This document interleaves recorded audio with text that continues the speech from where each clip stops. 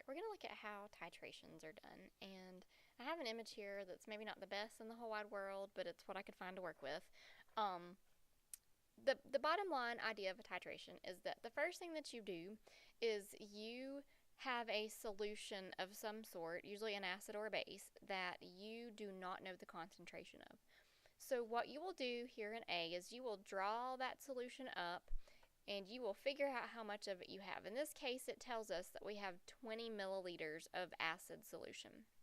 So I'm just going to make a little table down here at the bottom about the acid and the base.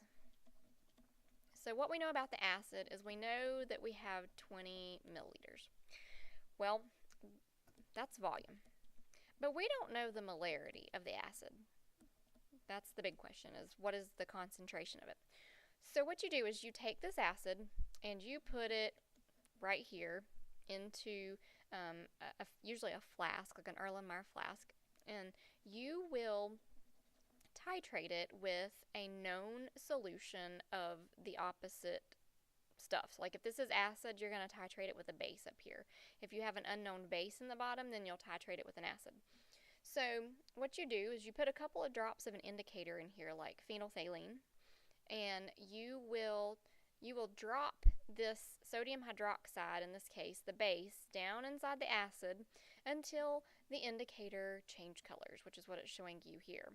And once it's changed colors, you will read how much of this known solution that you use. So for this particular case, let's just say that we used 40.0 milliliters of a 2.0 molar NaOH.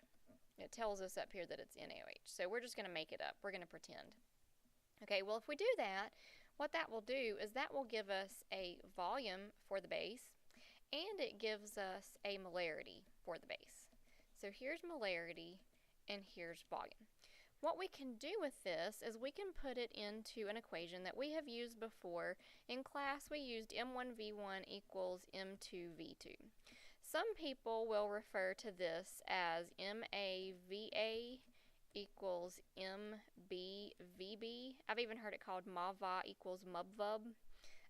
But what this just means is the molarity times the volume of the acid equals the molarity times the volume of the base. We did it in class as just ones and twos, but it works the same idea as what we've done before. As long as the same two things go on the same side together, that's all that matters. So here's what we would do. We would put in M for the molarity of the acid times 20 milliliters equals the molarity of the base, which is 2, times the volume of the base, which is 40.